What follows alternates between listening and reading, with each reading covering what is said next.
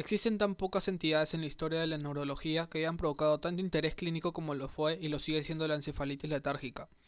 Esto se debe, por una parte, al alto impacto que provocó en vastas poblaciones de Europa y América, por otra, a la riqueza clínica de síntomas y signos expresados por los pacientes y finalmente a su misterioso origen. En primer término, hay que situarse en el contexto histórico en el cual se presentó esta enfermedad. En Europa se trata del periodo inmediatamente posterior a la Gran Guerra de 1914, y en donde la neurología como tal está dando sus primeros pasos después de su nacimiento como disciplina científica. Lo anterior ocurrió específicamente en las escuelas médicas de Francia y Alemania.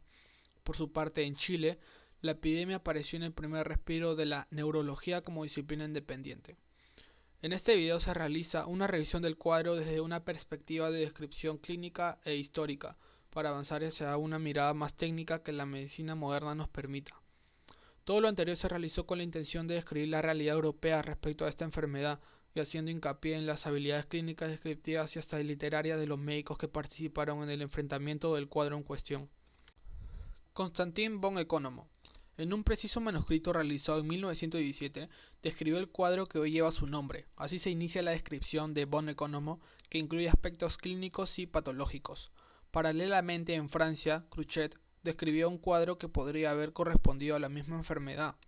Este conjunto de síntomas, sin embargo, se había descrito siglos atrás en Grecia, Alemania, Francia e Italia, y había recibido los nombres de la enfermedad del sueño, nona, corea eléctrico, etc.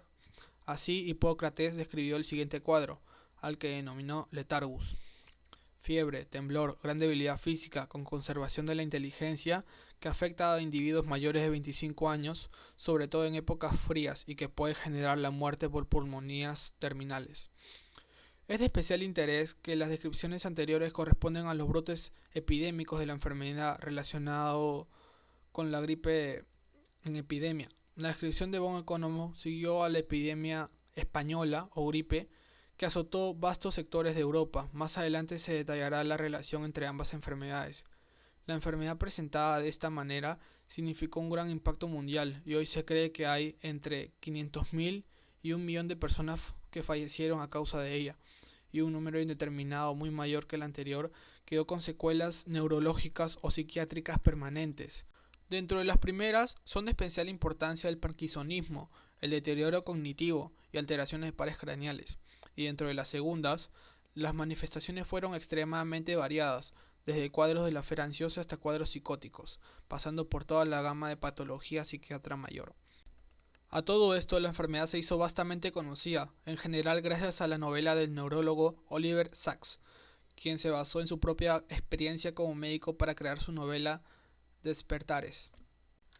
Cuadro clínico. Se debe tener presente que las manifestaciones clínicas de la enfermedad son extremadamente variables, sin embargo se ha descrito una serie de tipos más o menos determinados. Hay una fase aguda de la enfermedad, luego muerte o recuperación con o sin secuelas. La tríada clásica incluye somnolencia, oculoparesias y fiebre.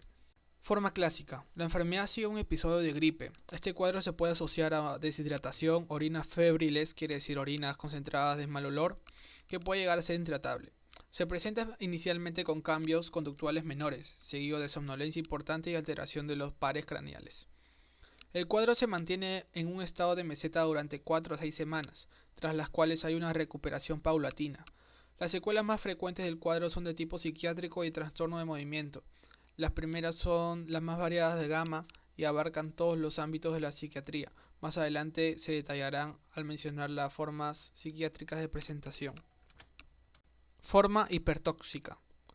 Laplace describió esta forma consistente en una encefalitis de curso agresivo, que lleva rápidamente a una afectación general, fiebre alta, decaimiento, afectación de la conciencia progresiva hasta el coma y la muerte. Su evolución llevaba a la muerte al cabo de una semana y su clínica no era diferente a otras de encefalitis agresiva. Formas ambulatorias. Corresponden al extremo benigno de la evolución de esta enfermedad, pues los pacientes presentaban algún grado de afectación oculomotora que se prolongaba durante algunas semanas, tras las cuales la clínica revertía de manera completa. Síndrome parkinsoniano. Tello describió esta forma clínica, sin embargo parece más correcto denominar este cuadro como una secuela del proceso encefalítico, más que la expresión del periodo del estado de la enfermedad. Síndrome talámico. Puede observarse toda la gama de manifestaciones que afectan al tálamo. Se trata de una forma inusual de presentación. Síndromes vulvares. También se considera una forma inusual de presentación por afección de los pares craneales vulvares que inducían disfagia grave, con alto riesgo de muerte por desnutrición y aspiración. Formas laberínticas. Descritas inicialmente por Barré, además de la afectación de conciencia general y de los pares craneales, se presentaba vértigo importante y en ocasiones hipoacusia. Formas psiquiátricas. Como ya se mencionó, puede observarse toda la gama de manifestaciones psíquicas, desde la esfera ansiosa a la psicótica, se agrupa en los siguientes cuadros. Locura moral. Se trata de individuos que pierden su moral, se vuelven en lo que hoy catalogamos como antisociales. En cuanto a su alteración de personalidad se desarrolla de manera tardía y por una causa orgánica evidente actúan de manera violenta. Demencia postencefalítica. Se trata de un síndrome frontal en la nomenclatura más moderna. Se define a los pacientes como bradifrénicos, con asinesia mental, viscosos, etc.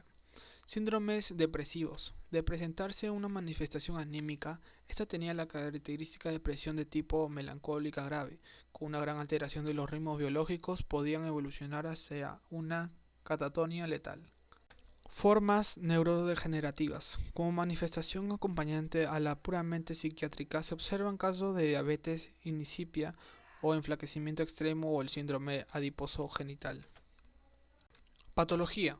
Las expresiones de von Economo, Kruch, Wisner y otros investigadores europeos son coincidentes en cuanto a resaltar la afectación de la sustancia gris de predominio subcortical. Asimismo, los autores chilenos también resaltaron esta predicción. Lea Plaza y Tello se refirieron a tres elementos centrales de la anatomía patológica. Infiltrados perivasculares, como lo podemos ver en la imagen, esa es su forma.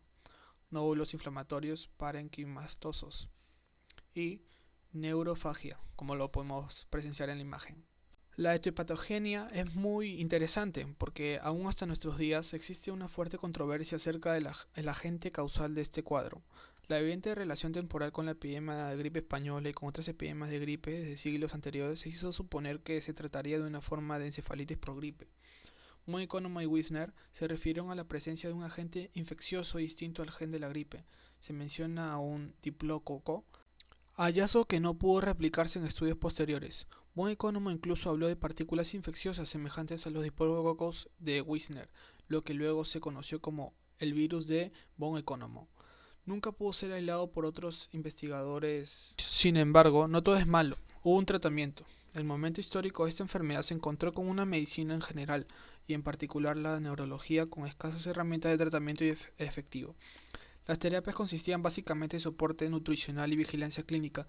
Los tratamientos modernos de los escasos pacientes que desarrollan una encefalitis letárgica están basados en la teoría autoinmune del cuadro. Son terapias inmunomoduladoras. Los corticoides de alta potencia administrados por vía endovenosa son altamente efectivos.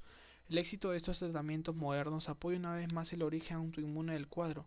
Finalmente es importante hacer notar que la hipótesis inicial de Von Economo acerca de un agente bacteriano como causante del cuadro parece no estar tan alejada de la realidad. Conclusiones. La encefalitis letárgica fue una entidad que se presentó en forma epidémica a lo largo de la historia de la humanidad, y el último brote fue un hito que coincidió con el nacimiento de la neurología moderna. Su amplia gama de manifestaciones clínicas en la esfera neurológica y psiquiátrica es hasta la actualidad una fuente de riqueza semiológica y asombro. Su patogenia aún no aclara del todo. Parece relacionarse con fenómenos autoinmunes. Las magníficas descripciones de los médicos de la época permitieron el funcionamiento de las áreas específicas del encéfalo, especialmente las relacionadas con los mecanismos del control del sueño. Gracias.